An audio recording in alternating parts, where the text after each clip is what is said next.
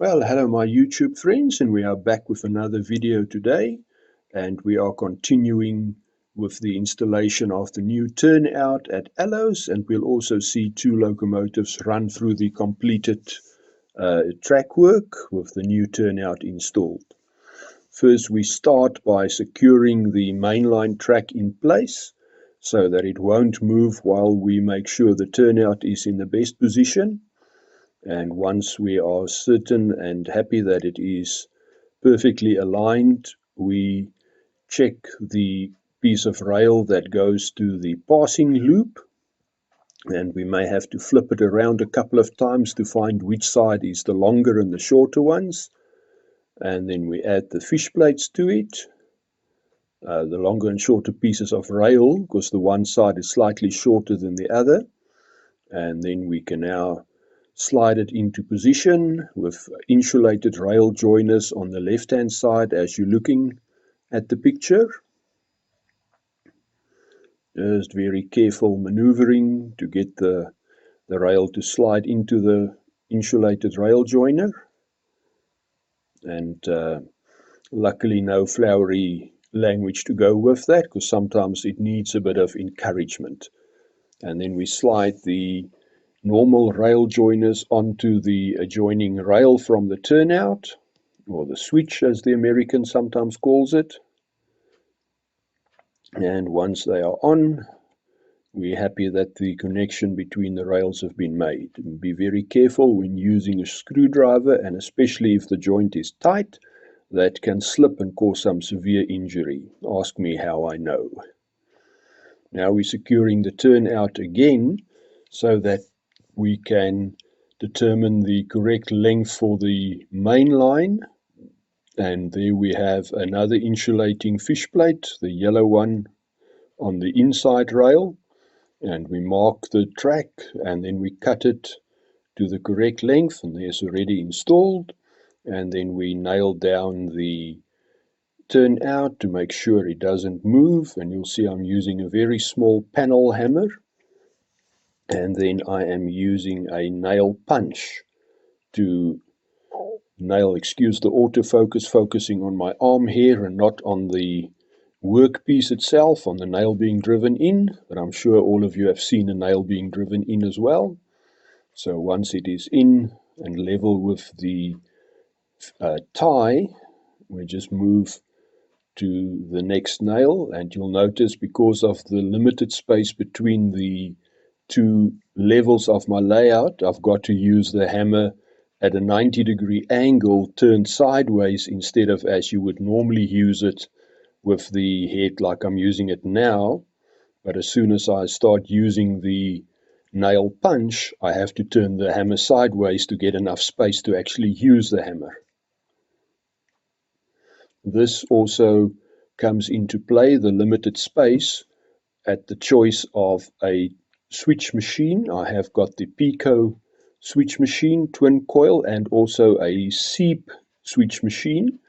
Pico has the disadvantage that you have to cut quite a large hole unless you have the one with the extended pin, which I didn't have at the moment. Where the seep you can cut or just drill a 10mm hole, and that is enough for the pin to go through and to throw the switch blades or points to either direction. You can see I'm testing the track with a transparent wagon that I can see if there's any problem in the track, and it ran through the turnout perfectly both ways, diverging and straight, forward and backward. So I was quite happy with the result, and that the track is laid very well. And the best instrument to use is to physically look down the line and to see if there's any kinks in the track, etc., and then to straighten that out. Here I'm busy installing the seep point motor after the hole had been marked and drilled from the top down. Actually, from the top down, a small pilot hole with a very small drill, and then from the bottom I could drill the 10mm hole for the pin, because I couldn't fit my big drill in between the two layers. If you look to the top right of the video, you'll see there's the underside of the top layer, and that is like about 25 centimeters above the bottom level or layer.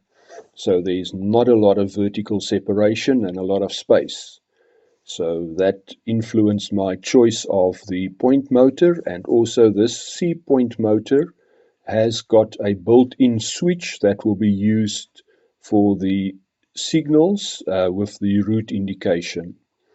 There I am securing the point motor, and this is not an easy task. It took me quite a while to find the hole in the tie bar or the slide bar of the turnout, and once I found it, I secured the point motor very quickly with just one screw to start with to hold it in place, and then I drilled the second one, making sure that the point motor is moving freely, the point is switching over easily and not jamming, because the point is not 100% perpendicular to the front of the layout. It is at a slight angle, so I have to move the switch machine to be in line with the throw bar of the turnout. And you'll see I'm moving it to try and get the best movement on the turnout itself. And once that has been established, I reach for my trusty old little battery screwdriver Kum drill. Very slow moving drill, but that is very handy in situations like this. And drill the pilot hole for the screw, and then change the direction.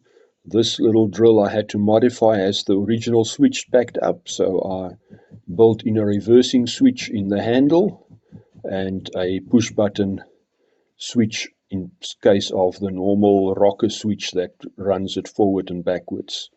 But the battery and the motor were still fine, so I'm quite happy to use it. Now I leave a bit of play on the switch machine or switch motor, and then the wiring will be done later, but here we see the first loco running across that turnout, and it will go back just now, running in reverse, making sure that the turnout is set for the correct route. Running through there perfectly, no derailments, and this loco is quite keen on derailing if the track isn't exactly perfect, because there's added pickups on the tender, which is not stock or standard, so it does tend to derail quite easily. And I'm happy with that one, running through the turnout. And then let's see the next loco we try out. Okay, let's do one more forward run. That should not create a problem. The only place where it could is where the turnout joins of the main line, but that is fine in both directions, so I'm very happy. And then let's see when the 6-axle diesel comes from Waterkloof, and this one is also known for derailment. It's an Atlas chassis with a Frateshi body, and so far so good, no problems. I can see the loco is running through the turnout very well in both directions, forward and back, straight and diverging. So I'm quite happy this turnout will serve the purpose for which it was installed, and that is to give access to the car factory that you see in the background there, much easier than having to run past through Aloes Station and then reverse back into the car factory or auto plant. So thank you for watching. If you enjoyed this video, please give it a like, share it with your friends, subscribe to the channel, click the bell icon and hit the all option.